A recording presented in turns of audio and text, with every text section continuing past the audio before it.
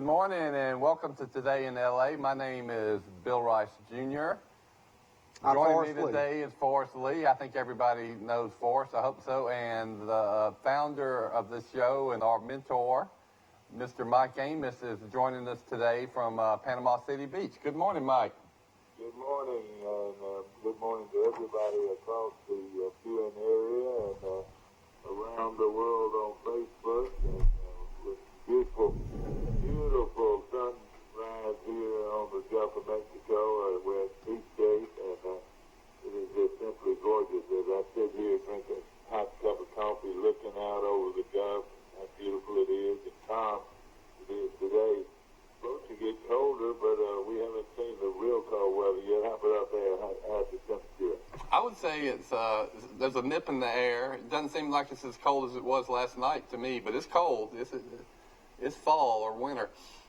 No question about it. And with Thanksgiving coming up on Thursday, and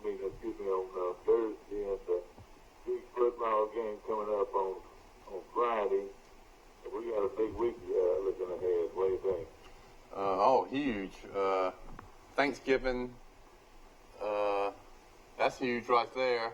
Then there's a couple of big football games, right, Forrest? There are. And Mike, I was reading the football game on Saturday. A pretty good little old football game on Saturday too. What's the weather going to be like, Mike? I don't have any idea what do you think? Is it? I haven't heard that. That's a good question. I'll see if I can look it up. Maybe a possibility of rain. I'm tired of reading all these newspaper stories and reading all these, hearing all these people on TV saying Alabama's still a long shot to make the playoffs. I don't get that. They better get their man strictly on beating Auburn. That's going to be the key. That game, to me, I don't know what the line is, but it's close to pick 'em. They'd be about 3 or 4 points, maybe Alabama's way on the line. What do you think? Well, I heard Danny Sheridan. He's one of these odds maker experts, and he predicted that it would open at Alabama favored by 2.5. It would be cut down earlier last week. I think it was 6 or 6.5 before two got hurt. I think it will open at around 2.5, and then I think all the money's going to come in on Auburn, the big money. And I wouldn't be surprised if it's closer to kickoff if it's 1 point or pick 'em. Seems to be a toss-up to me. All right, check your clock. I've got 7:02. What time you got? We got 7:03. 7:03. So right there, we're waiting on Mike Amos to call in from Wheaton Beach, and this is something that I don't do much. So if I talk over you, I don't mean to. But it is. I do appreciate Bill Rice Jr. being running the show from our studios on South Frontage Street. And Forrest Lee, my good friend, always has been a strong supporter of our show, and he's there with Rice. And so it's going to be 4 of us. It's going to be Bill Rice Jr., Forrest Lee, Mike Amos, and his old man Mike Amos. So it's going to be fun this morning. Call in and talk to us. And, of course, we're talking about a big weekend in the Alabama Independent School. Bill had a big showdown on Friday night, and I've got the winners of that if you want to hear them. Okay, that's good. You're sounding better, too. That you were like your phone was away from your mouth for a while, but that's better. Sorry about that.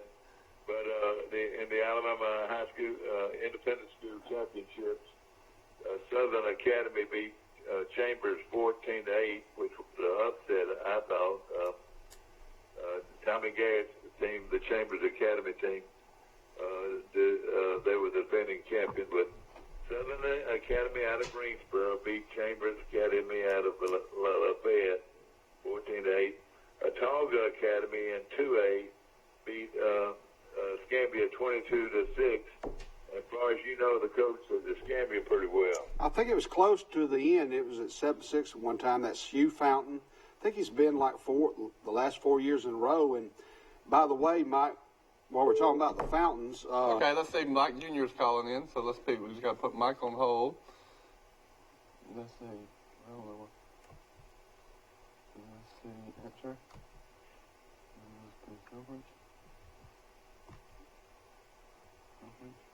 I'm on. All right, both of y'all on? Yeah, I'm on. Oh, that's amazing. You everybody see that? Yeah. First time out of the gate, nails the phone transfer system. And you know what? I probably missed it more than anybody in history on getting it right. But our new telephone makes a lot of difference, doesn't it? Okay, let me do a proper introduction to Mike Amos in beautiful Grayton Beach, Florida. Mike, how you doing? I'm doing pretty good. Doing a lot better than Tip Lindsay and their coaching staff after that great performance against Louisiana Lafayette. I was in shock in Biloxi, Mississippi when I saw that final score. I know it shocked a lot of people. No question about it. Somebody told me that a lot of people on the Troy's team had the flu. So that played into it, I think. Well, I don't know. I don't know what happened, but you're only 11-point underdog, and you won 2 straight games and scored 63 and 49 points, and all of a sudden you come out and score 3 points. It's pretty shocking. Well, no doubt about it. It's very, very shocking. Who wouldn't? I didn't see that one coming. Well, I'm going to tell you, when I thought Barnes, you're an old ball coach, I think you'll understand this a little bit. They defended us better than anybody has all year long. You notice Barnes that when Barker had been one of the most accurate quarterbacks in the country coming into the game and had thrown for over 3,000 yards and 30 touchdowns, which is phenomenal. But this bunch from Louisiana and Lafayette covered our people so much better, and you'll notice he didn't have near as much time to throw the ball because his receivers were covered. They defended us very well, and I think that was the difference. Sounds I didn't see any of the game, but it sounds to me like they were covered like syrup on rice. But syrup on rice. I've had syrup on rice before. I had syrup on biscuits the other morning. Well, the Appalachian State coming in, it'll be a real barn, test, and maybe we can bounce back and somehow, find a way to win. What time is that game, Mike? I want to say 5 o'clock. It's going to be on Friday. It's 5. It'll be on 5. 5 o'clock. It's going to be on Black Friday. Black so Friday. Gets all their shopping done. Right. Maybe they'll go to the stadium. That's Black right. Friday. Okay. 5 We got o'clock. a big fish fry at the alumni house. So, I know they've done at 3. So yeah, the only scary thing is Lafayette got beat by Appalachian State at home 17-7, and Appalachian State all they've done is beat North Carolina at North Carolina, South Carolina at South Carolina, and they are ranked 22nd in the country. So Troy trying to get to a bowl game is going to be extremely, extremely tough.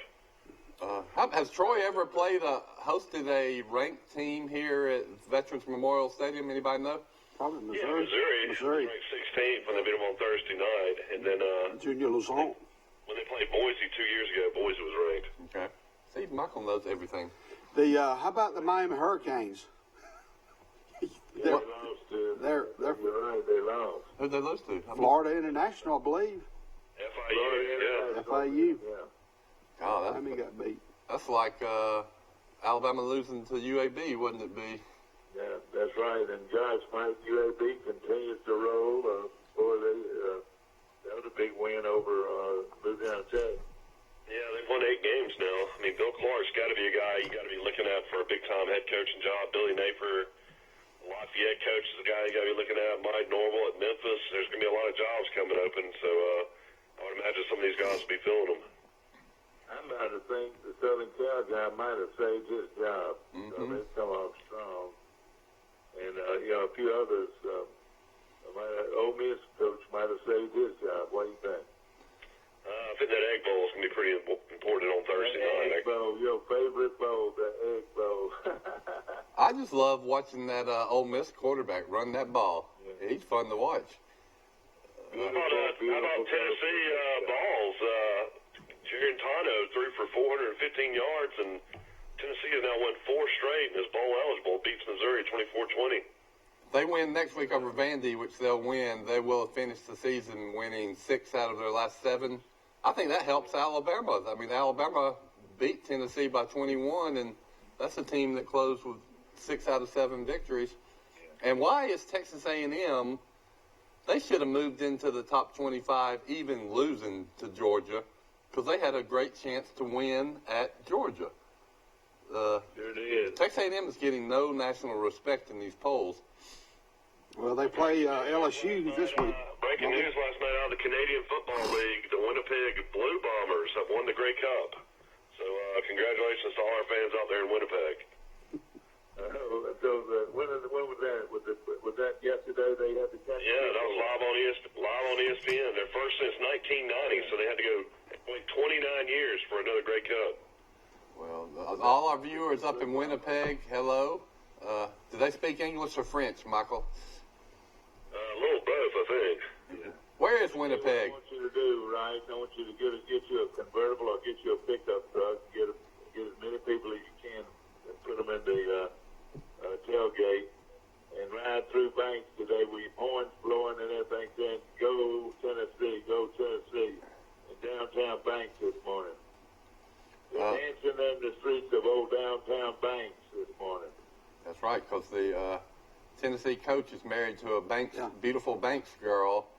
Well, Logan was at the cookout, wasn't he? Her brother Logan? I don't know Logan, but wasn't he? Logan East, yeah. Her brother was in a chili cook-off this weekend at the Pioneer Museum of Alabama. Oh, yeah. How did the chili cook-off go? I believe Mr. Kenny Campbell's team won. The Backyard Backyard, somebody, his team won. Was it really good? Yes, I was one of the judges. It was we had 8 teams, so I sampled 8 bowls of chili. Wasn't the bad batch in the group. Then I get home, and what do you think my wife had cooked for supper? Oh, no, chili. Go figure that one. Oh, boy. I said pass, so it's in the refrigerator right now, and, it's always better after it's been refrigerated one night. But, yeah, Kenny Campbell won, and then his daughter, Stephanie, was one of the people that was coordinating this. Of course, she's always involved in civic projects like this, but you can't say it was rigged because it was a completely blind taste test. So all we knew was the bowl that won was bowl number 6. We had no idea that it was Stephanie's daddy. It was the Pilot Club of Troy trying to raise money for a handicap accessible restroom at the Pioneer Museum. The Rotary Club. The Rotary Club, I'm sorry. Yeah, and you prepared a batch, didn't you? Well, I was with a team of Emery Ellis and Charles. Can't think of Charles' last name, but Y'all's was really good too. we did okay. And also the Troy Rotary Club was involved too. A lot of Rotarians out there. I took. Good crowd, was it? Some good numbers out there. It was fair, but it was raining, so the weather, Mother Nature did not cooperate at all. So everybody had to the teams had to be under little tents, to serve there. And you'd have to walk around in the rain to go from station to station. Of course, the judges were inside. And I want to tell you what, that museum, I hadn't been in it in a couple of years. It is really nice. They have cleaned it up a lot. And Yeah. Added some stuff. I'm a big booster of that museum and what it means to our community. I took my daughter, Maggie Mikes, and she was blown away. She loved it. Great. It showed her what life was like on Little House on the Prairie. That's what I told her. I said, this is how they lived on Laura Ingalls and the Little House on the Prairie days. So what do you think the Troy line is against App State, Bill? Have you seen me up? No, I checked them this morning. There were no lines up. Let me. I would say 13. No, that's, Mike Amos almost drilled it, 12.5 App State What? Against Troy. Wow. what is the Bama line? Have you seen one of those yet? I'll pull it up. You got Clemson versus South Carolina this weekend. It was 3 last week, Alabama Auburn. I don't know if it's changed or not. I tried to check it this morning, and sometimes they wait until about 10 or 11 o'clock to post the lines. Troy, we talk about this a lot, Forrest, and I know you as a coach, you look at the way somebody matches up. And I think Troy matches up better with App State than they did with lived down Lafayette. Lafayette was well balanced. They threw the ball and they ran the ball. Just the same. What was the Georgia Southern score? How did they beat them? Was it a close game? Yeah, Georgia Southern beat App State 24-21. Yeah. Strange game. They were in for 370 yards against them. Okay. Yeah. You know, Huntington advanced in the playoffs. They beat Berry College, and they'll play at Mary Hardin Baylor in Belton, Texas, at Crusader Stadium this Saturday. That's the Division III playoffs, and Mount Union they're in that same playoff group. So good luck to Huntington College. Huntington's in there with them. Is that right? Yeah, Huntington's 8-3. They'll play Mary Hardin Baylor out of Belton, Texas. You know, Huntington's been in the playoffs a good number of times. They've always had good teams under Coach Turk, but I would love to see them make it far in the playoffs one time. You know, make it to the semifinals. He is a real good football coach, Mike Turk, no question. You know, this all reminds me a little bit of, our team's going to be at home on Thanksgiving. That's going to be on campus. And for years and years and years, Mike, we knew what we were going to be doing on Thanksgiving. We were watching a ball game, didn't we? Yeah, well, we'd watch ball games and then we'd go up there and eat with players a lot. And we helped with desserts, which would be a nice gesture for our people to do, is to set up some kind of organization to bring in desserts on Thursday for the team having their Thanksgiving meal. And bring in a bunch of desserts. That would be a nice gesture, wouldn't it? Yeah, when you think about these players, they don't get to go home and have Thanksgiving with their family, so that would be a nice gesture, Mike. In fact, Mike Turk's mother was the organizer of that every year. And really did a fabulous job. The Iron Bowl line is out. Alabama's a 3.5-point favorite against Auburn. I like Auburn in the 3.5. Ooh, I'm going to jump on that before it goes down if you want to take Auburn. Well, Mike, you saw him play. Can Jones beat Auburn? I don't know. I've got a bad feeling about this game. I had picked against Alabama all season, but Auburn's defense, is about as legit as you can get. And I just got a feeling that Bo Nix, for some crazy reason, will play his best game against Alabama. And every big game he's played in, he's committed turnovers and hadn't played very well. But I think Alabama's defense is just not that great. So I think it's going to come right down to the wire. I would not want to go to that game as an Alabama fan. I know that. Hey, let's take a break. Y'all, and we'll be back in a moment. Big discounts, big selection, and really big deals. It's the Big Pre-Owned Sale. Only at Premier Chrysler Dodge Jeep Ram. Pre-owned vehicles start at $29.95. Over 50 vehicles under $15,000. $29 down. And you can drive today or take advantage of payments starting at $99 a month. That's $29 down. And payments starting as low as $99. From Montgomery to Dothan. The best pre-owned deal are at Premier Chrysler Dodge Jeep Ram. Or online at PremierChrysler.com. Nobody beats a Premier deal. Nobody.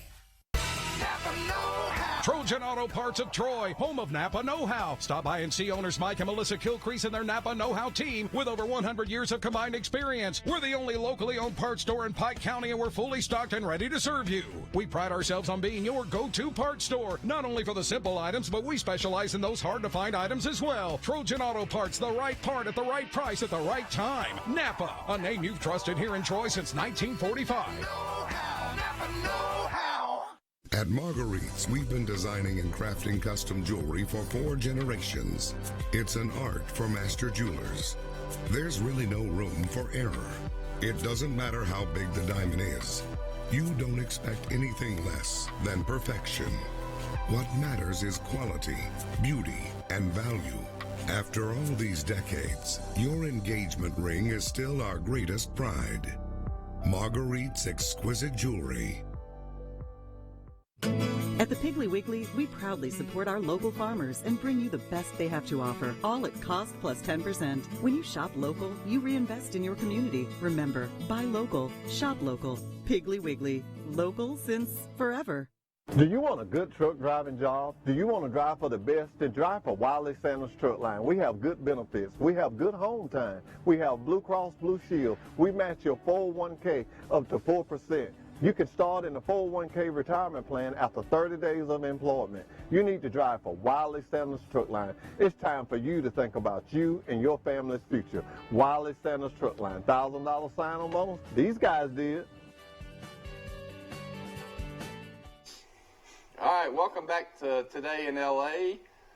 Bill Rice with Forrest Lee and Mike Amos Sr. and Mike Amos Jr. are joining us on the phone from Florida. And Mike, what did you see in the high school football games this weekend? Well, we mentioned Alabama Independent School. Bessemer won the 3A, Talga won the 2A, and Southern Academy of Greensboro won the Class 1A. That was a good thing for Troy. All those towns came in, saw their teams play, and it was great for Troy to get that kind of support from all these teams. Central Phoenix City in 7A beat Auburn 38-0, and they'll play Thompson, who beat Hoover 35-21.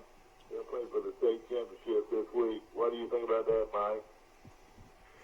Well, I mean, this game happened last year. Of course, Central blew out Thompson.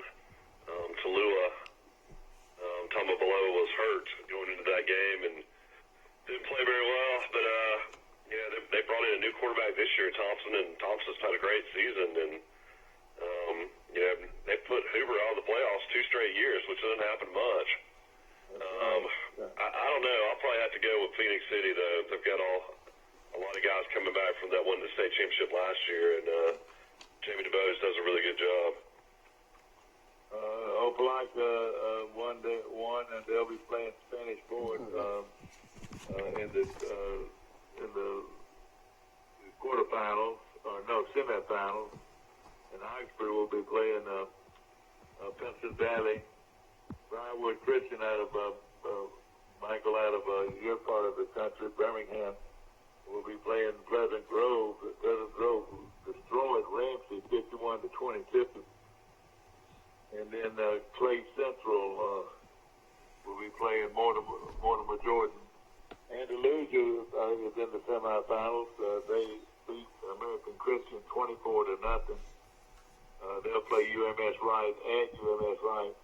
UMS Wright's the defending state champions. It's going to be a tough one for Andalusia, but they're pretty good.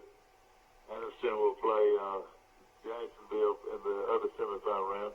Mobile Christian beat Gordo, Mayor Blakeney's team 41-21. They'll play Walter Weldon. They beat Randolph. And T.R. Miller is the prize team on ball. They were 7-4 in the regular season. And Miller beat Bloomington, the defending champion, 14-12.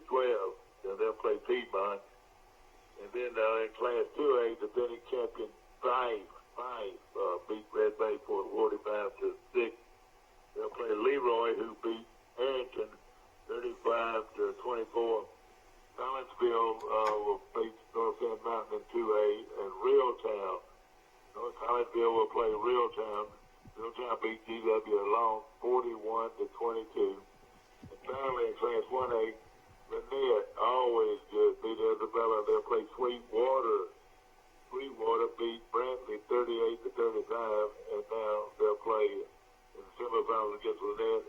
Martinsville Bible, who is the defending state champion in 1A, will play Pickens County. So Brantley lost the heartbreaker, 38-35. I heard this morning how they lost. You're exactly right. They lost. What happened was Sweetwater scored late in the game to tie it. They kicked off a high kick. It bounced. Sweetwater recovered the kickoff and got down to the 4-yard line of Brantley and kicked the field goal to win it. Heartbreaker City, man. And so it was an onside kick. Well, nah, it was a hooch kick on. No, it's one of a blimp. Something like that. Texas Leaguer it kick. kind of bounced around, and then Sweetwater got it back and drove down the field to about the 4 and kicked the field goal to win it with 4 seconds left. So Brantley was looking really good just a couple minutes earlier. I hate that. See what? Patrick Nix, you're coaching Vincent Valley, who's going in the forefront of the playoffs against Oxford. He won the state championship last year with his son at quarterback, and his son's getting ready to play in the Iron Bowl. That's a lot going on for that family. Yeah. The 7A finals already set on December the 4th at Jordan-Hare Stadium. Thompson will play Central Phoenix City at 7 o'clock. But earlier that day, the Special Olympics Alabama Unified game will be Baldwin County versus Vestavia Hills at 3:30. So 7A is already set. They don't have as many teams as 6A and below. So their finals are already set for December the 4th at Jordan-Hare Stadium. Thompson versus Central Phoenix City. I think they just give names to these games to give them some sponsorship mileage. There's still 4 teams left, though. No, that's the finals. What's that then? Why are Baldwin County and Vestavia playing then? They just throw out an extra game to fill that slot. It's just a promotion game. Yeah, that's the finals. Thompson versus Central Phoenix City, because there's not that many 7A schools in Alabama, so this is their bye week, so to speak. They have this week off. Then I believe that starts the playoffs is the 4th of December, probably a Wednesday.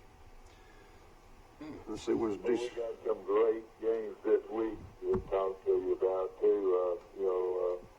We call it, I reckon they call it the... That's already finals. They call it Rivalry Week. Rivalry Week. And we starts off with Alabama and Auburn. And then you got Michigan and Ohio State. I think Michigan's going to beat Ohio State, especially after watching Ohio State. Don't y'all like Michigan in that game? Well, I've been talking up Michigan for the last couple of weeks, so I'm going to stay true to what I've been saying.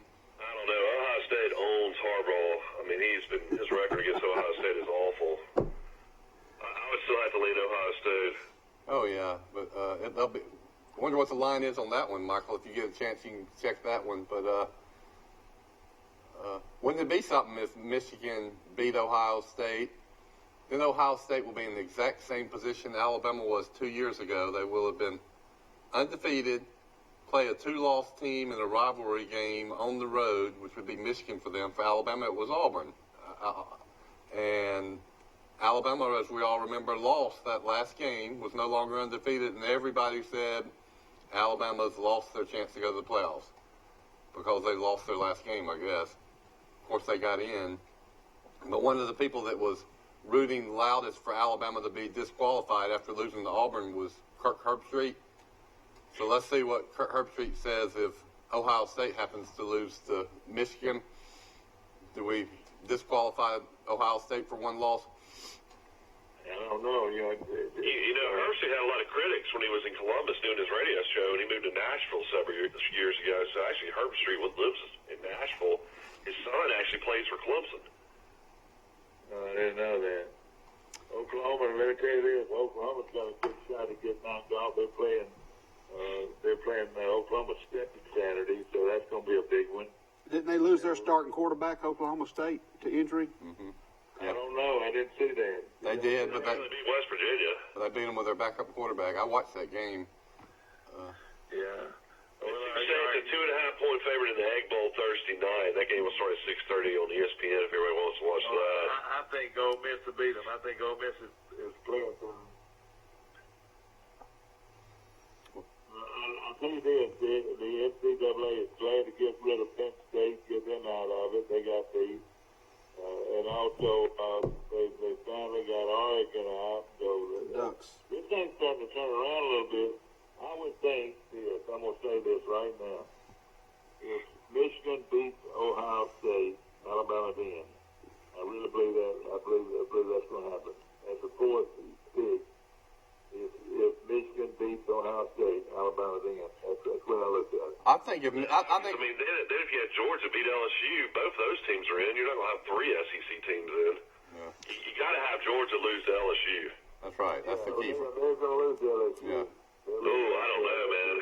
I think Georgia's offense will actually score a lot against LSU, and I think their defense is good enough to beat them. Yeah, well, that's a big one. But if Georgia loses, Alabama's in.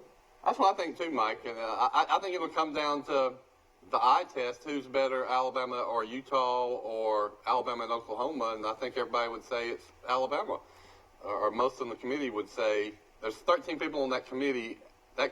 Alabama just needs 7 people that say, you know, Alabama's better than Utah or Alabama's better than Oklahoma. But Alabama's going to have a good experience against Auburn. I mean, they need to beat Auburn and beat them good. A close game's not going to do it for them. I think that's what that's the narrative. Everybody's saying, oh, Alabama's got to blow them out. But that's not fair to me either, in that Auburn's lost 3 games. They've all been close. I mean, they lost to LSU by 3. They lost to Florida by a touchdown, I think, at Florida. They lost to Georgia by a touchdown where they had the chance to win. So if Alabama wins by a touchdown, how is that worse than LSU or Georgia?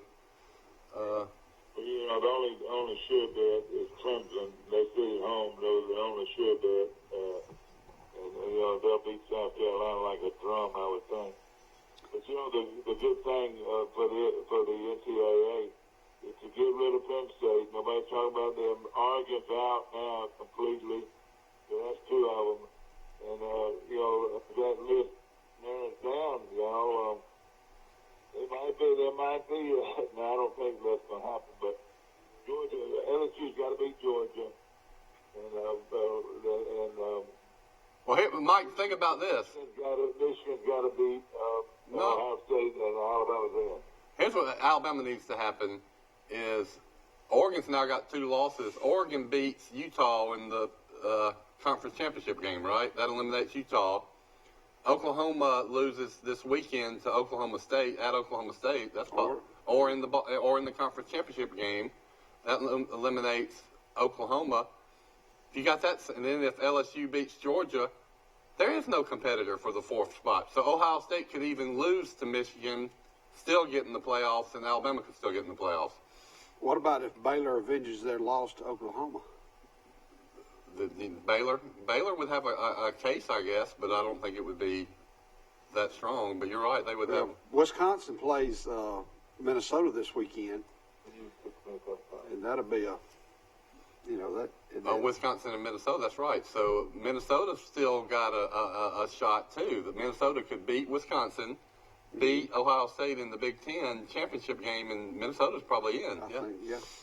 That's a lot to have. Yeah. Ohio State, Michigan. Ohio State's 8-point favorite at Michigan. Well, I tell you what, I saw Ohio State. They're beatable, I promise you. And Michigan is playing real good. They'll be playing at the Big House. That'd be a great game right there. Mm-hmm. I'll tell you, Alabama, Auburn, and then Michigan and Ohio State could be 2 of the best games ever. I agree with that. Can you imagine how average Ohio State would have been if Justin Fields wouldn't have been eligible to transfer from Georgia? Yeah. We talked about that last week, didn't we? They just arbitrarily decided that he could play immediately, and that made their season right there, that one decision. Florida State at Florida. It is. Clemson's in and LSU's in.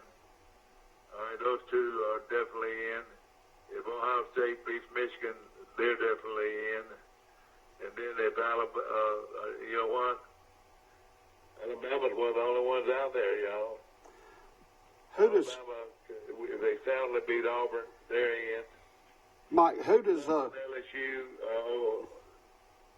If Utah wins the Pac-12 and now USC is 8-4 and ranked, there's going to be a lot of people complaining about the Pac-12 hadn't been into the playoffs in 3 straight years. That's who you got to worry about is Utah getting in.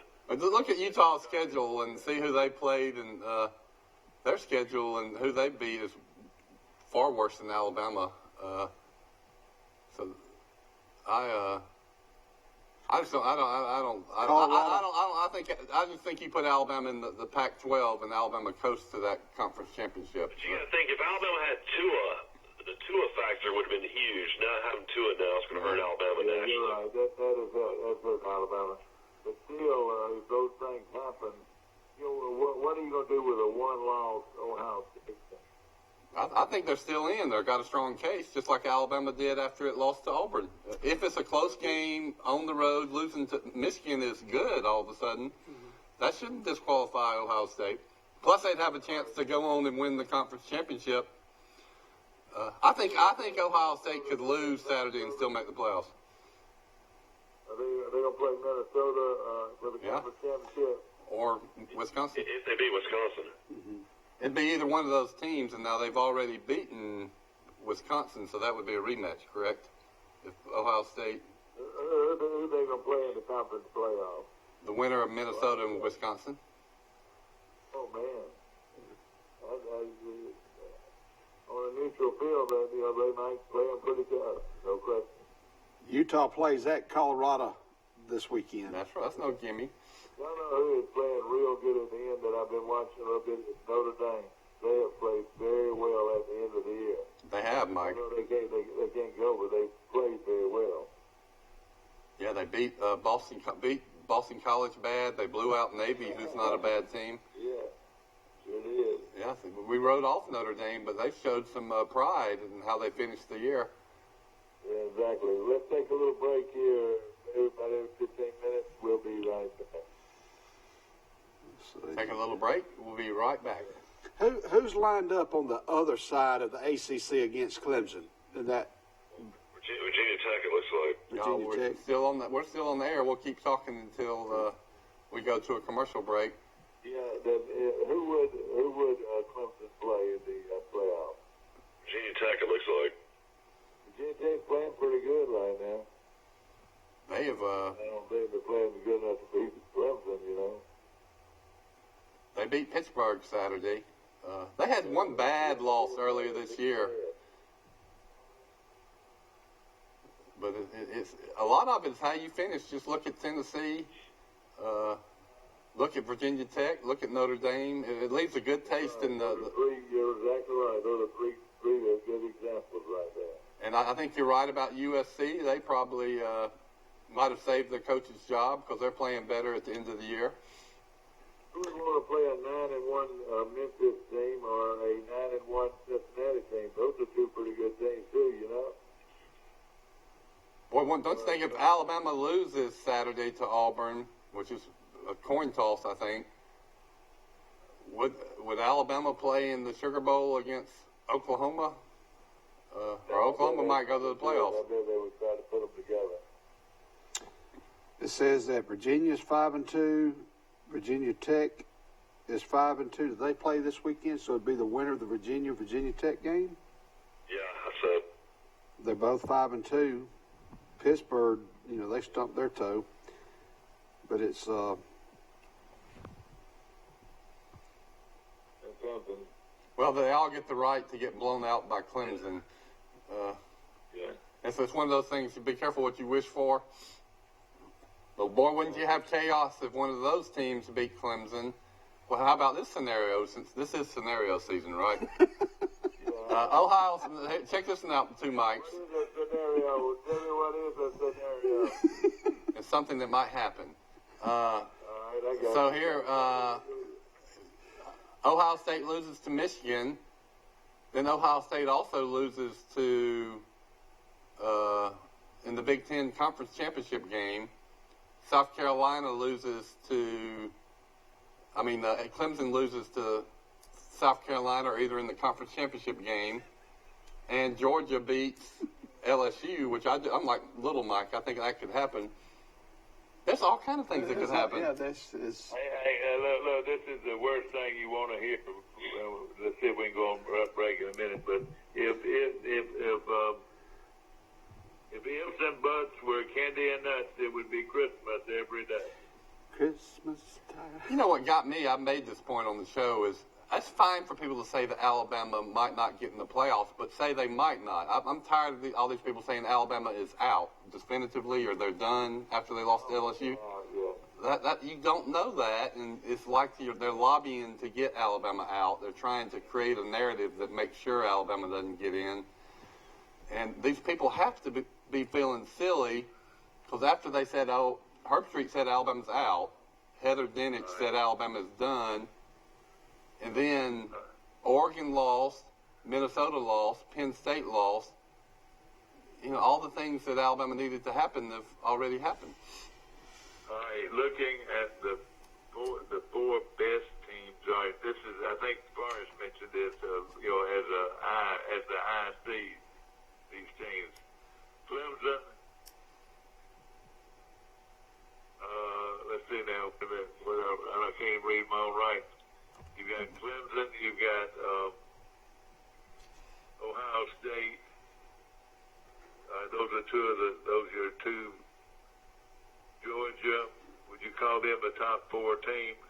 Oh, they are the top Clemson, 4. LSU, Ohio State, Clemson, Georgia. Clemson, LSU, Ohio State, and Georgia. That's your top 4. Alabama's number 5. That's your top 4. Okay. Now, Utah 6. Georgia loses to LSU. Mm-hmm. That eliminates them. Now, then you got to put Alabama there. They've got to be considered the 4th best team in college football if they beat Auburn soundly. What do you think? Yeah, but why do you say soundly? What's soundly?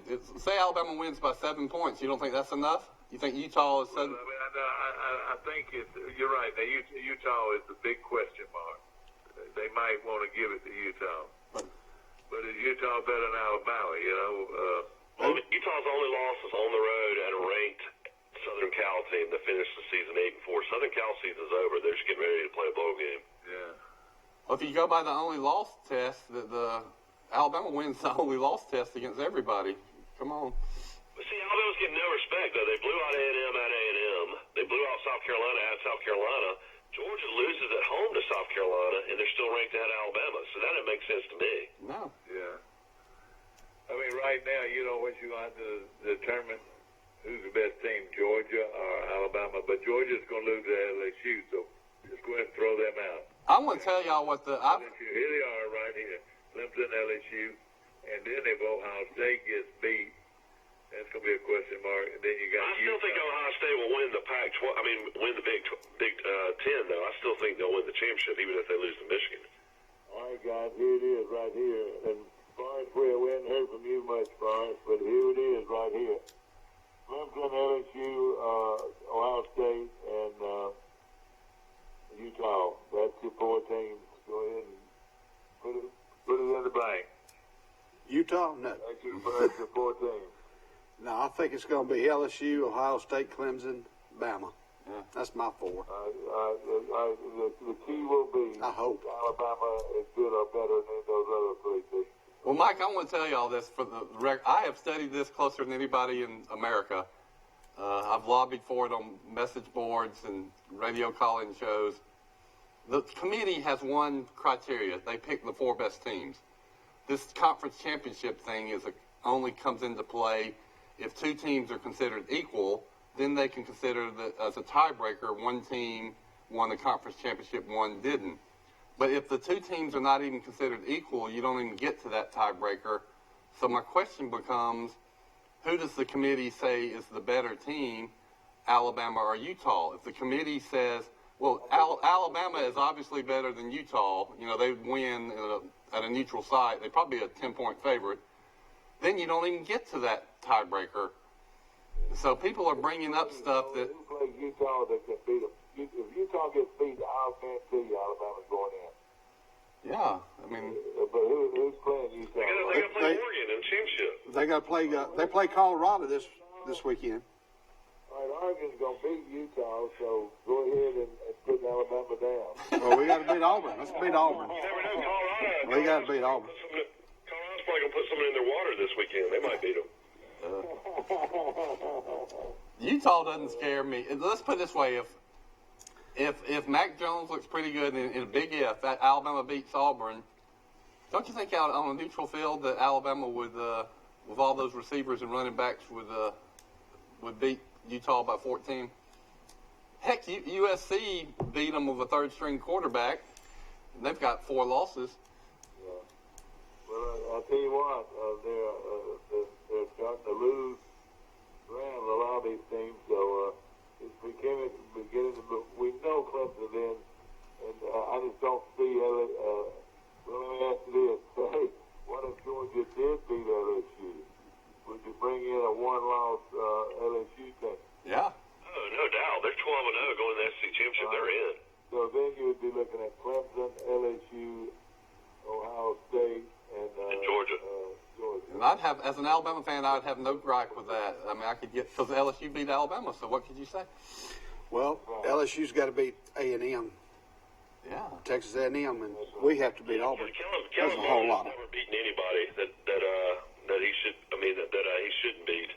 He's just not a big time quarterback to win a big game. I've seen him enough by now that he just can't do it. They're playing in Baton Rouge. Yep. Yeah, LSU's 17-point favorite.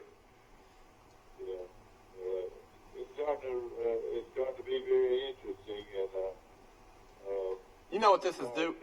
I'm sorry, Mike. You know what I think this is doing? Both of you, I would like to hear y'all's opinion on this, and I've heard it made on this opinion made on Feinbaum. All this emphasis on the playoffs and the 4 teams making the playoffs is hurting the bowl games. They're an afterthought. They get very little attention in the media, and so you're probably bringing about the demise of the bowl games faster with this playoffs. And then I also think you're going to see more and more players that are going to the NFL opt to not play in these bowl games, which are meaningless, which is just another chance to have an injury that costs you millions of dollars. So we're heading to a world, I think, in the next 5 or 10 years where most, if not all, bowl games are gone. That's a Bill Rice Jr. prediction. People are so critical of Malzahn. Malzahn beats Alabama. He's 9-3. Jimbo Fisher's about to lose to LSU, and A&M's going to go 7-5. And he got $75 million guaranteed. Jimbo Fisher's got to start winning more games than A&M. Yeah. Well, you think about if Auburn beats Alabama and then wins their bowl game, Auburn finishes 10-3. If Alabama loses to Auburn and then loses its bowl game, will tank in the bowl game. I would bet against Charles Simpson High School over Alabama in the bowl game after losing to Auburn and half its roster won't even play. So both teams could end up 10-3, and Auburn will have beaten Alabama in the Iron Bowl for the second of 3 years. Who's the top program in the state of Alabama? It's a strong case can be made. It's Auburn.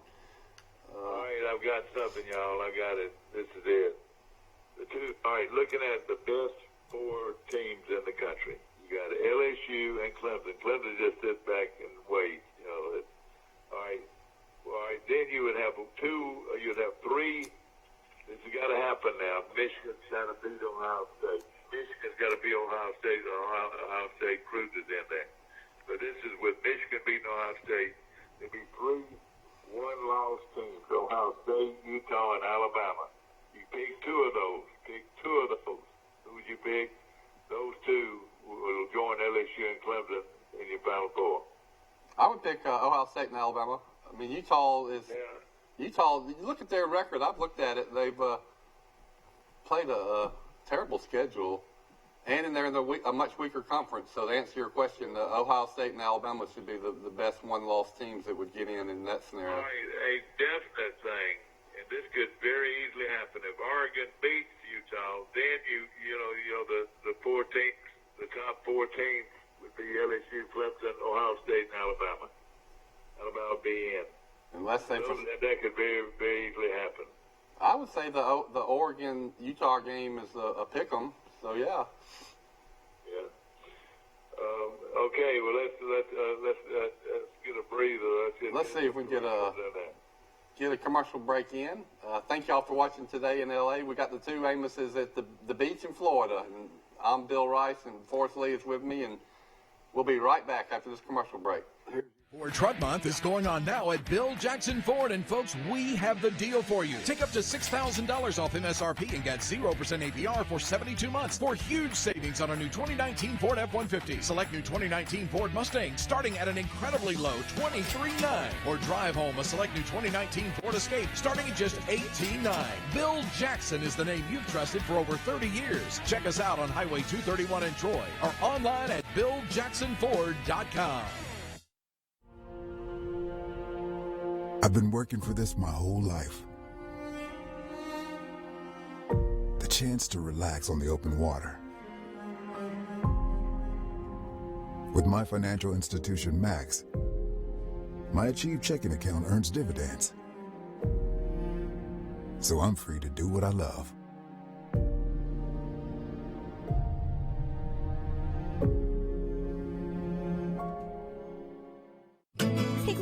local butchers are on site at both stores and will help you select the best cuts of meat and trim them to your liking.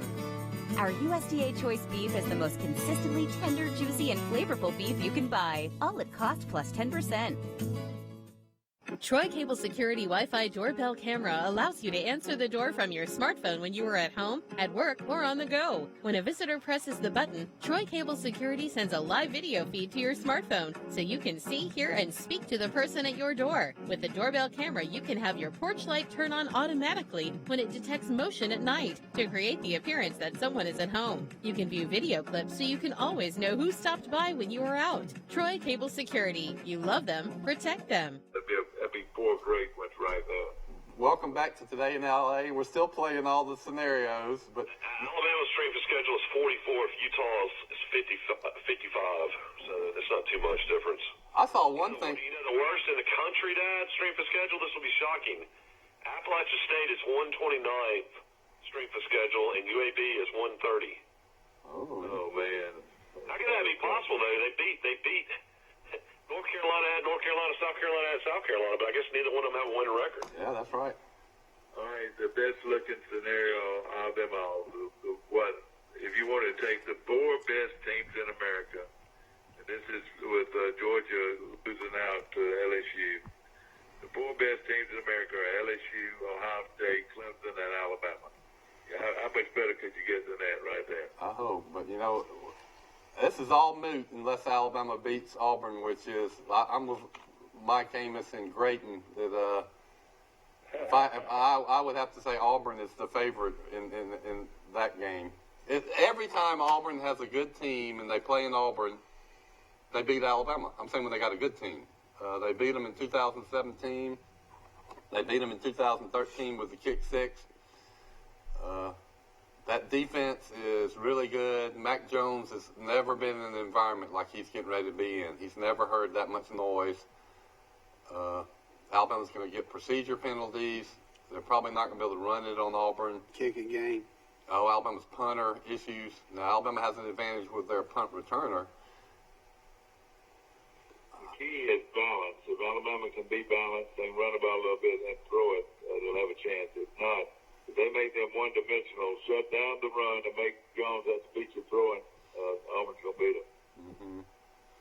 I think it would help Alabama to get out to a 2-touchdown or 10-point lead and get the crowd out of it a little bit, and then that makes Auburn have to become one-dimensional and depend on Bo Nix passing the ball. Yeah. So let me answer this: to his brother, they took the red shirt off of him. Is that right, Mike? Yes. Yeah, that's right. All right, is he good enough? Is he better than Jones? No, not from what I can tell. I thought you said he did well in the game. Did he play well in the game? He completed 2 passes, 2 for 3, and one of them was for a touchdown, but it was just a little swing pass that actually almost hit the ground that the receiver had to go down and call the foot from the ground and then ran it in. But he does give you a more mobile quarterback that could scramble and make some plays with his legs. Yeah. It just remains to be seen. What they're going to do. It's going to be interesting, and if I was an Auburn guy, I'd feel pretty confident. I really would. Auburn played their backup quarterback for a long time for the first time this season. I think his name is Cole Sandberg, and he played well from what I gathered. I was wondering about him. He threw for 2 touchdown passes. I think he was 8 for 10, or had real good numbers, and he ran the ball well too. He's a big, strong-looking athlete. Of course, he's 25 years old, I think. Yeah. If anybody out there's got tickets that they don't want to use, to call me on my phone at 372-2001. 372-2001 if you don't want the Alabama and Auburn ticket. I'll drive you. I'll drive you. That's right, yeah. I'll hold your umbrella. 372-2001. Yeah. We'll let Farley wear his Blues Brothers. Bama will put the blues on you, I hope. You know, we talk about betting sometimes. It's all just for fun on this show, and I like to look at the futures, and they've got odds on the teams winning the national championship. Alabama's are 1,700. That means you got to bet. If you bet $100 on Alabama to win the national championship, you'd win 1,700, 17 to 1 odds. Oh, yeah. But Georgia is 950, so you could bet $100 on Georgia and win 950 if Georgia won the national championship. I think that's a pretty good bet, because I think Georgia's defense and their running game and Fromm, if he's on, they can beat anybody in the country on the right day. I'll say this. The team to beat when the Final Four is set is going to be Clemson. Yeah. Clemson will be the team to beat. I don't care if they're 1, 2, 3, or 4. They're sitting in the background, just chomping at the bit because everybody's counting them out. It's going to be a great weekend, and of course we've got Thanksgiving coming up. We got to carve that turkey first.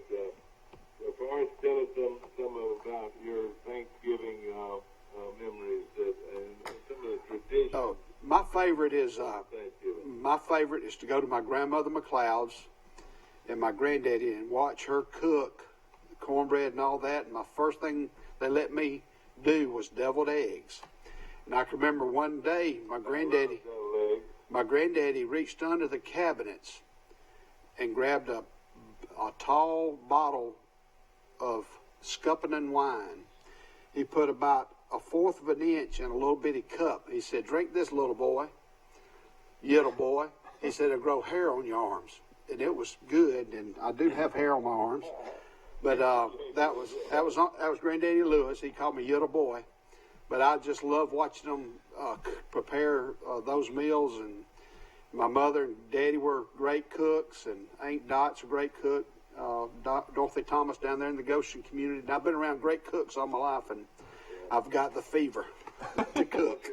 What's your favorite dessert? Mine would be my grandmother's blackberry cobbler, dumpling cobbler.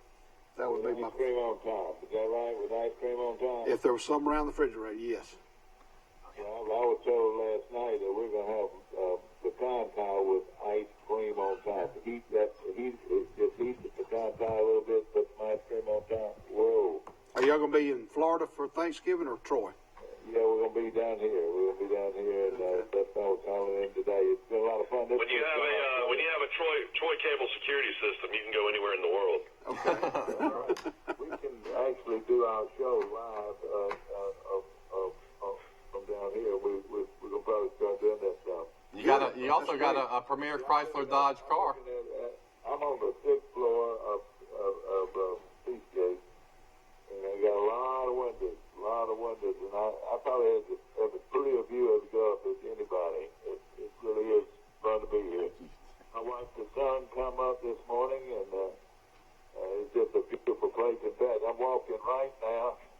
If I don't walk through glass, I'm walking right now, and I'm stepping out on my porch here, and I can see and I can hear all the ocean, and watch the boats, and it's beautiful. Is there anybody out on the beach? I'm looking at the beach right now. I'm seeing a couple of large boats on out further, about a mile from the Y. You know where the Y is down here? We're about a mile west of the Y. Are you going to be down there the 1st of January? What now? Will you be down there the 1st of January? Yeah, probably will. Yeah. Well, let's go to let's do the polar bear plunge, you and I, live. It'd be fun. It's beautiful, though. It really is. And I just want to step out here and you see that ocean awfully loud. It's going to be in the 70s. A lot of beach. It's going to be in the 70s all week down there. Wow. I don't like that. You still with us? Troy, and the leaves are just beautiful. Well, how many people are out, can you count, walking on the beach on this cold morning? Anybody? Well, I see about 50 people from one end to the other. I don't see anybody in. Yesterday I saw some people in the morning, but I don't see anybody in this morning. It'd be crazy if they were. Hey, guess what I did yesterday, Mike? Right. I put up my Christmas tree and decorated it. You did too. That was great. And my little daughter and son helped me. Well, you got as many as ornaments as I got. It takes a little help. I have a tree at home and a tree here. I have a tree down here. We really enjoy it. We have a lot of fun with it. And, I am about Christmas. It's a fun time to be. And, of course, Crow Hill's getting their white lights up, and it's going to be beautiful. Mike, how many grandchildren do you have? 3? I have 4. 4? No, you don't. You have 3. Actually, 3. I have 3. Michael has 2 children. There's a boy, 2 girls, and Camille has 1 daughter who's 5, and her name's Macon. It's this mystery 4th grade. I don't know. Just one thinking. Because we love them all. I tell you what, it's fun to be around. I wish I could get my kids to eat some turkey and some dressing and some bean casserole. You know what they'll have for Thanksgiving? What? We'll have to fix some microwave chicken nuggets. Mike, you could probably, or some macaroni and cheese maybe they might eat. I was telling people yesterday that we didn't really know what a turkey was much back when I was growing up. My mother always said, I'm going to bake a hen. Bake a hen. And back in the old days, when you baked a hen, you went out into the yard and you said, which one's the fattest? You grabbed the old arm and wrung his neck, and that's what you had for Thanksgiving dinner. Buster Brown taught me how to wring a chicken's neck. Believe it or not, Buster Brown. So that is the painter. How many times have you done that in your life? Once. Have y'all ever heard the story about Doc Anderson going to a pep rally before we were going to play Jacksonville State? This happened in the stadium, man. And Doc Anderson wrung the chicken's neck, and blood went everywhere, all over the cheerleaders and everything. And that was that truly happened. Oh, if he did that today, that would be a... I said, in this day and time, they put you in jail for that. Oh, and then somebody would have videotaped it, and it would have gone viral on the internet. Oh, yeah, but that was, getting ready to play Jacksonville State, what a rivalry. Hey, did y'all see where the Harvard-Yale game was delayed for an hour by a climate change protest at halftime? The students from both schools came out, sat on the field, wouldn't leave. So they finished the game, it was delayed for an hour. They finally got the climate change protesters off the field, and they said they almost didn't have the light. They don't have lights at that stadium, so they almost couldn't finish the game. Harvard... let me tell you about the Thanksgiving. My mother used to always have ambrosia. You know what ambrosia was? I do. I never ate it. Oranges and put coconut in it, and ambrosia was wonderful. Now, my mother-in-law used to have make oyster dressing. Did you? Y'all ever had the oyster dressing? Yeah. But I like the other dressing better. I don't particularly like oyster dressing, but a lot of people in my family did, or in my wife's family, loved oyster dressing. Yeah, my mother-in-law fixes both because she knows I'm like you, Mike. I can eat it, but I would prefer the other.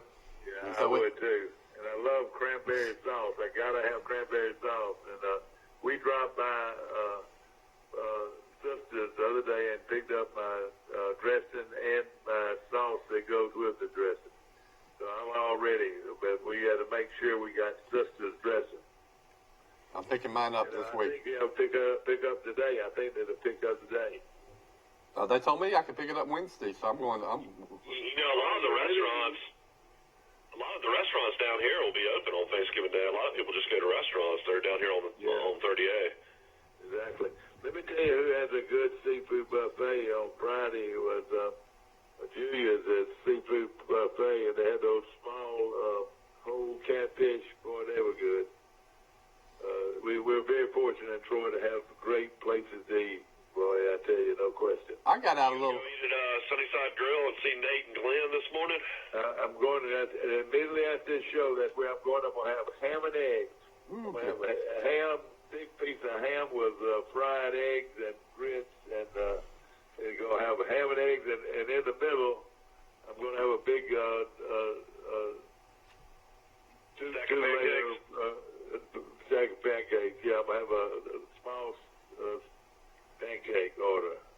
must have had. That's some good food right there. A small stack. Short stack. They must have had a big RV gathering at one of our RV parks in Pike County. Because I got out yesterday and all I saw was RVs towing cars that were driving up down the highway. Oh boy! You know, that's a big community. These people that love to go places. A lot of people are heading south for the holidays and for the cold weather. A lot of these northern well, that might be supposed to get real bad up there this weekend, and a lot of those folks are heading south. I bet with your neighborhood, Mike, on Thanksgiving afternoon, the neighborhood boys, y'all broke out in a football game, wouldn't you? Yeah, we used to when I was growing up. We always had a Thanksgiving Day football game in Camp Green's front yard, and boy, we always it was playing football in the front yard was a big thing when we were growing up. We always did it Thanksgiving morning, and then after the game, we would head to our homes and eat a delicious Thanksgiving dinner.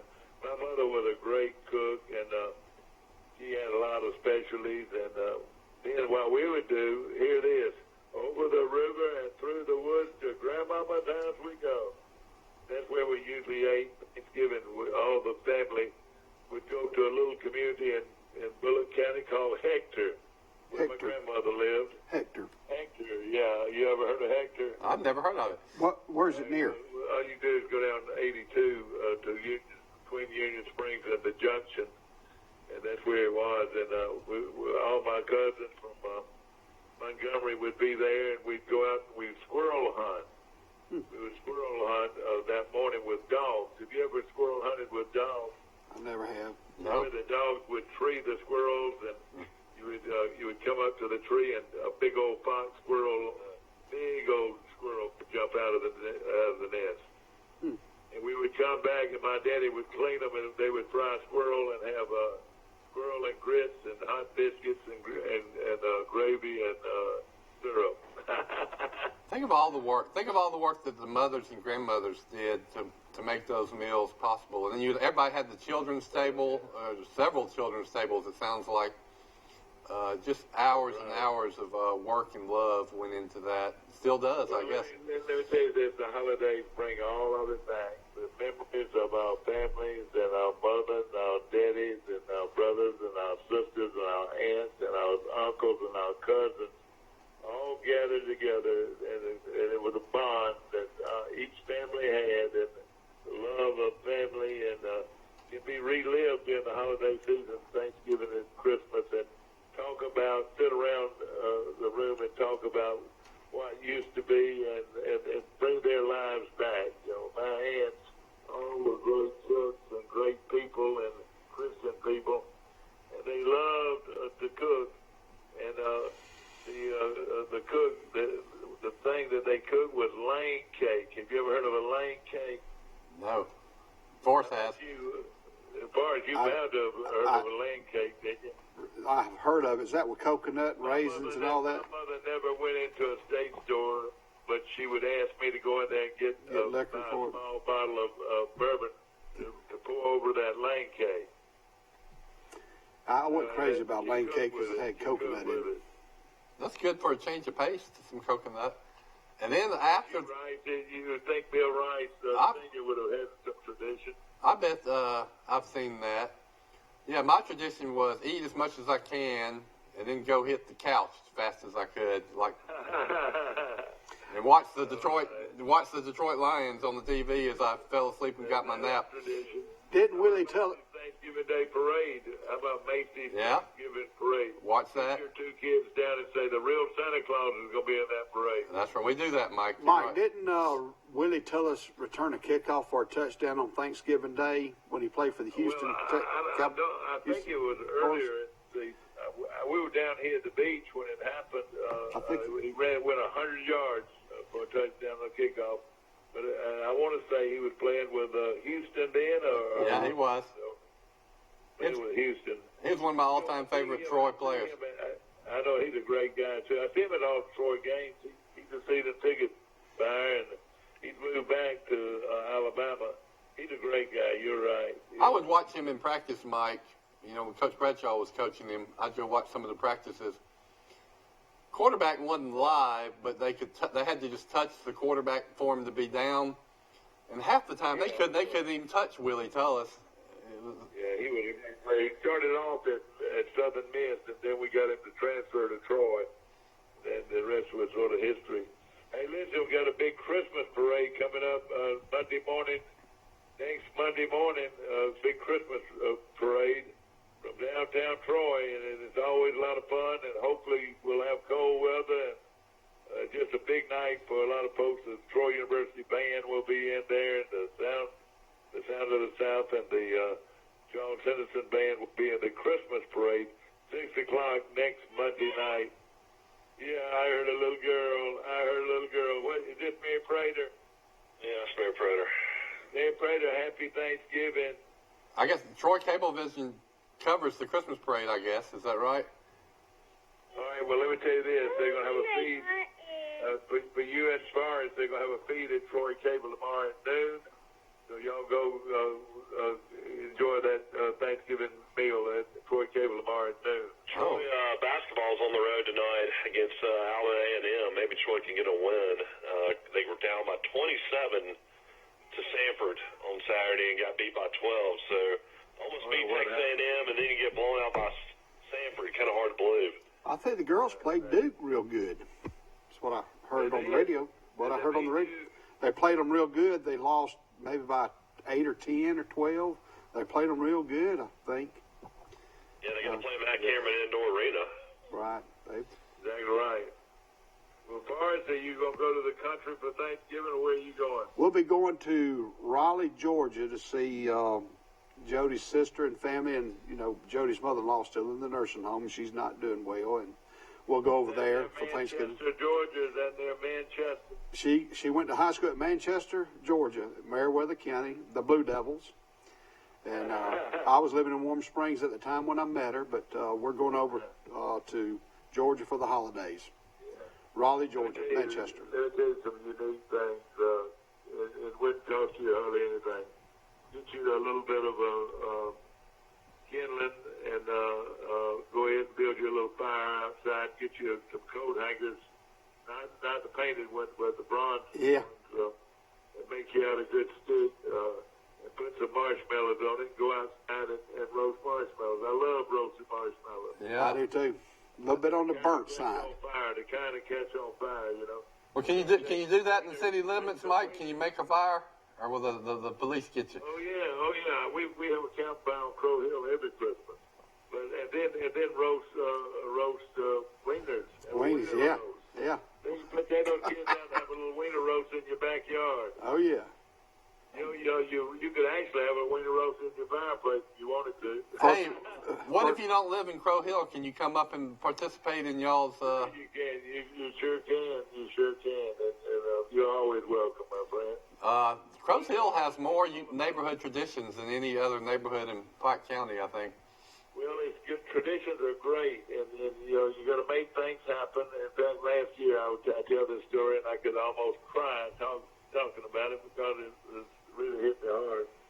I have a campfire. We have a campfire on Crow Hill every Christmas, and usually it's a couple of days before Christmas, and everybody in the neighborhood comes back home, for Christmas, and we see a lot of the kids that grew up in the neighborhood and everything. And but this past year we had to go to Birmingham, and we went to a Crow Christmas party.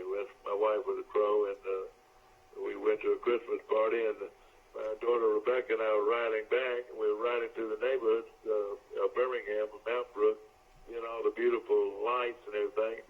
And then in a minute I get a phone call while we're running around looking at Christmas houses and so forth, and they start singing. The telephone starts singing. It says "Merry Christmas" from Crow Hill, Alabama, and "Merry Christmas" to Mike Gaiman. And it really touched me that our neighborhood, even though I was gone, they thought about me at Christmas, and I appreciate it. Yeah. It was a lot of fun. That is. How long would you say y'all been doing that? About 40 years, 45. then everybody gets the white lights in their trees in the neighborhood. Yeah, that's right. They put white lights in their front yard, and some of them, put them on trees, and you can put them on trees in your yard, or get a tree and put it in your yard. Yeah, the best thing I ever invented was the tree, the artificial white light tree that you could just go buy at Walmart, where you didn't have to put one in your yard anymore. A lot of them are the pretty trees that you make, and let me tell you this: the key was there's 92 houses on Crow Hill, and 90 of them do it every year. Well, that begs the question. I'll tell you.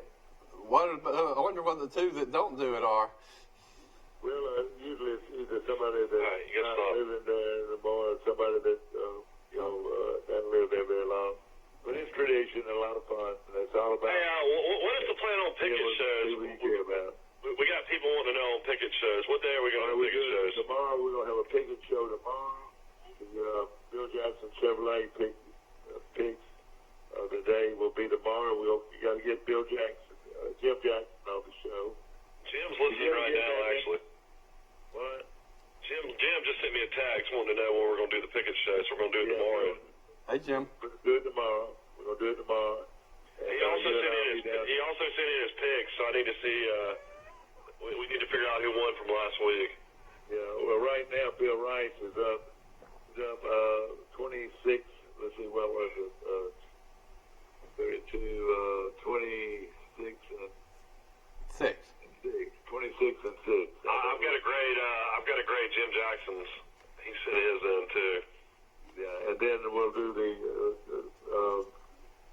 Million Chrysler Jeep ticket show on Wednesday. Well, I mean, that's all depending if somebody can be in studio. I can probably be here. I'm not going out of town. If people can tolerate me. Well, that'd be good. It'd be good. That would mean that you would have you would at least have. Hey, let's just don't talk about Alabama not making the playoffs. That's the only thing that gets me fired up. Well, right now I think it's looking pretty good for them. Well, and then we got to talk about the game proper, the Iron Bowl. Break it down every way, left and right. Oh yeah, we'll be doing that. I'm sure. It'll be Gary and number 22 for Alabama is he's a load, buddy. He is a load. He might be as good as the other great ones. What do you think? And talking about Harris. Yeah, he's way. He's not a Mark Ingram. He's not a Derrick Henry. He's not a Trent Richardson. You don't think not an Eddie Lacy. He's not any of those guys. No, he's very average compared to them. Well, all right. Well, I mean, he's not a Yeldon. I mean, he's probably about 7 for 8 best running back they've had. Well, they've had a bunch of them, but let me tell you what he does very, very well is catch the football. He's a very good receiver, don't you think? Yeah, that might be important against Auburn. So quarterback, we're even. Running back, we should be a little bit ahead. Offensive line, even. Defensive line, them. Auburn with Boobie Whitlow healthy and that Williams kid, I think running back's a wash in this game. I looked at the stats from the Auburn game. They had about 300 yards rushing, but what was unique about it was divided equally among about 8 people running the ball. So I mean, they did use a lot of backs and quarterbacks. Well, let me ask y'all a very important question. Would you want to stop the run or stop the pass? Against Auburn, I think you'd want to stop the run. Is that right? Yeah. Make Bo Nix beat you with the pass, yeah. His running may be a good factor, too. They say he can run, but they never run the guy. I don't get it. This may be the week. But you wouldn't hold that cannon in this game, would you?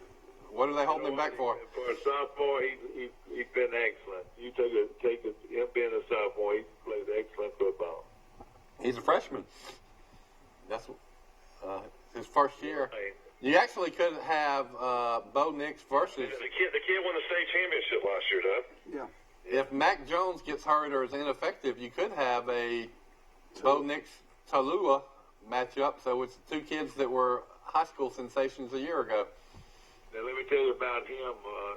I was at a playoff game last year. He can run. He's a lot better runner than Tua is. Wouldn't you say that, Mike? Well, I don't know about that. Tua was a pretty strong runner before he got hurt. You got to remember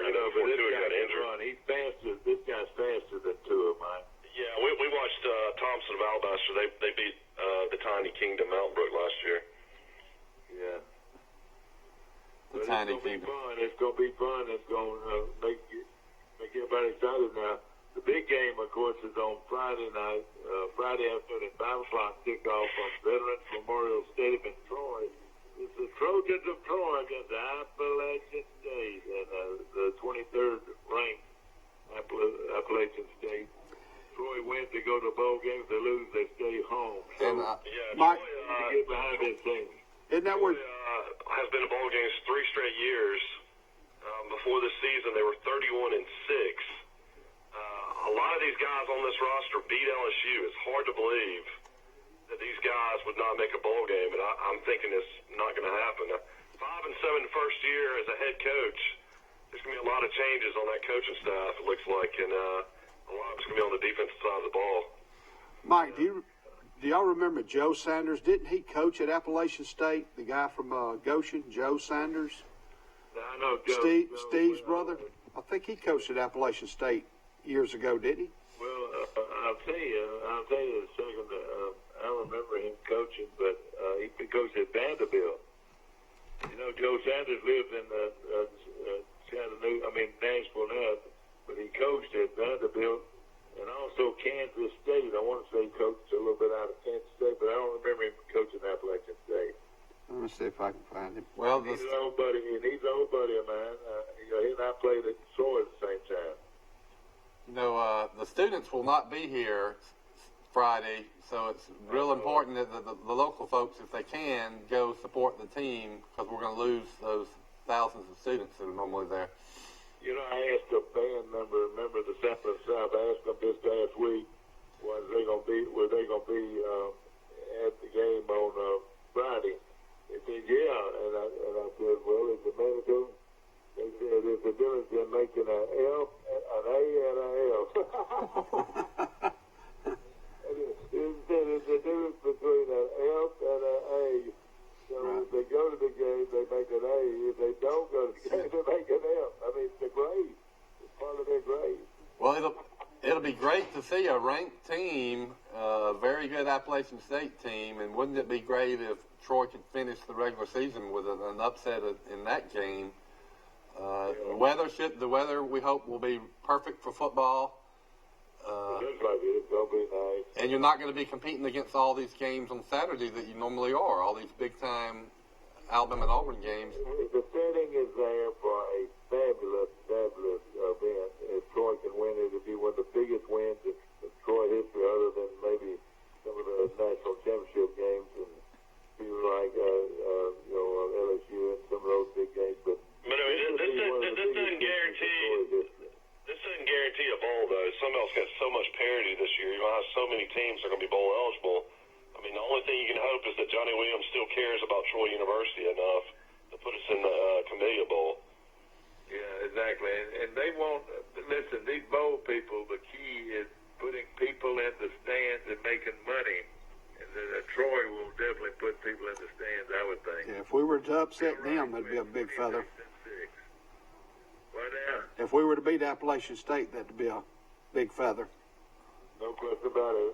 Of course, Lawrence Lee, former coach, and just retired. How do you like retirement, Lawrence? I love it. I love it. But I'm looking for other things. But I've enjoyed it. Hey, y'all! I got the 1 minute warning from our producer Scott. 1 minute. That's what they say at the basketball game. 1 minute. Let me ask this. I thought I saw your daughter downtown, working at a little shop downtown. Is that true? Well, I know she was taking photographs for a business downtown, and yesterday. I know she did a little bit of business in the back of the old grocery store building, but I don't know the name of it. Were the two girls? Yeah, that's right. That's right. Bill and Stella. Bill Hughes' daughters. I can't think. I got you. It's that little store right below Bird's Drugs. Oh yeah. I can't think of the name of it right now. Yeah. Well, thank you so much, and hope to see you soon. And you come back tomorrow, and you're welcome. And we love to see y'all. Thank you. Bryce, a great job, my friend, and we appreciate it. Well, I hope y'all having fun in Florida, and I enjoyed it too. And we look forward to seeing everybody back here tomorrow morning at 7 o'clock for another version of Today in LA. And you can watch the replay at 1:30 this afternoon. So see everybody tomorrow. Thank you.